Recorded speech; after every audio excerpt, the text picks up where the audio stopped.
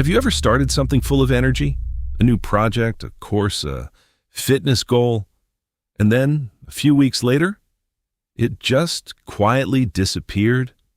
Oh, every January. I buy a new notebook, make a beautiful plan, and by February, it's a coaster for my coffee mug.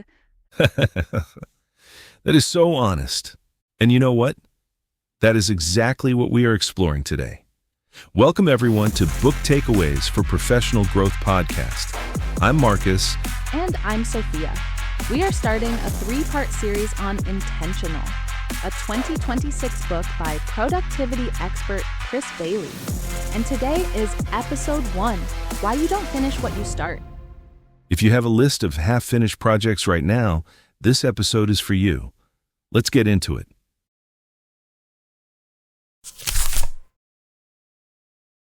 Segment 1. The pain. Why don't I finish what I start? So, Marcus, let's start with the feeling. You know that moment, Sunday evening, when you look at your to-do list and it is full of things you planned to do weeks ago? Yes. And that feeling is not just frustrating. It is a little shameful, right? Like, what is wrong with me? Why can't I just finish things? Bailey addresses this directly, and his first message is really comforting. The problem is not you. It is not laziness. It is not weak willpower. The problem is a design problem. A design problem. What does he mean by that? When we set goals, we usually think about the result. I want to get fit, or I want to finish that project, but we forget to connect the goal to something deeper. We skip the why, and without a strong why, when things get hard, and they always get hard, our brain quietly asks, why am I even doing this? And when the answer is unclear, it is so easy to stop. Exactly. Bailey says, finishing is not about working harder. It is about choosing better and connecting those choices to your real values.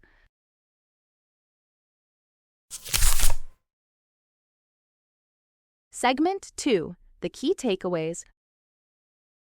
So let's talk about the main tool in the book. Bailey calls it the intention stack. Sophia, can you walk us through it?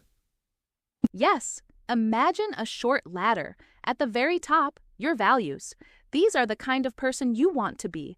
Things like being a reliable colleague, a curious learner, a present parent. Values are deeply personal, right? And Bailey uses research from psychology. There is a well-known list of universal human values: achievement, security, creativity, care for others, learning, and more. Right. And the important thing is, you do not need all of them. You just need to notice which 2 or 3 feel most true for you right now. So under your values, what comes next in the stack? Under values are your priorities for the year, the big areas where you want to move forward. Maybe your career, your health, your relationships. Under that, your specific goals for the next few months. Then your weekly plan, and at the very bottom, your present intention. What you choose to do right now, today. So it is like a chain. Every level supports the next one. Exactly. And this is the key insight. Most of us set goals at the middle of the stack and forget the top. We say, I want to get a promotion, but we never ask, does this goal actually connect to my values? That is such a good point. I did this once. I had a goal to build a big social media following. I worked on it for months, but deep down it felt wrong. Like I was always performing, not being myself. And that feeling of wrongness, that is your values talking. Bailey says that when a goal does not fit your values, you will always feel inner resistance, not because you are lazy, but because your deeper self knows it is not your goal. So the solution is not more discipline, it is better alignment. Yes, and he also talks about willpower. He is very clear. Willpower is limited.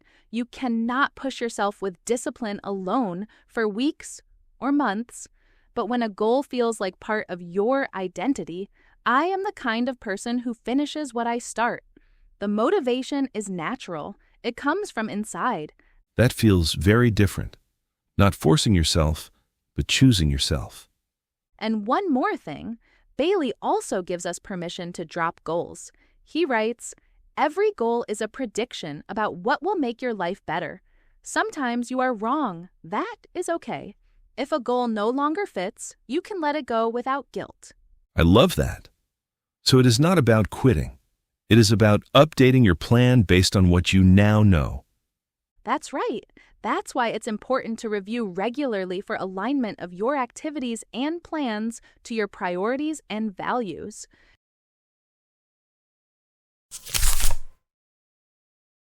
Segment 3. Action you can do this week.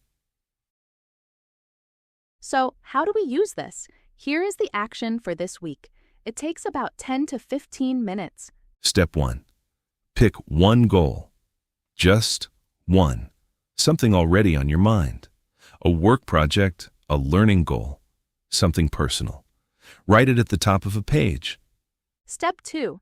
Ask yourself, why does this matter to me? Not to my boss or my family, to me. Write one sentence that connects your goal to a personal value. For example, my value is growth, and this goal helps me become a more confident professional. Step 3. Build the rest of the stack. Under your value, write your yearly priority, the big area this goal belongs to. Then, your specific goal. Then, your weekly plan. How often, how long. And finally, your present intention. What will you do in your very next work session? Make it concrete. Tomorrow at 7 in the evening, I will open my course and watch lesson 1. I will stop at 8. Notice how different that feels from just saying, I want to finish the course. Very different. One is a wish, the other is a plan with roots. And here's the challenge for this week. Keep that page visible. Every day, look at it and ask, what is one small step today that keeps me on this path? Even 2 minutes counts.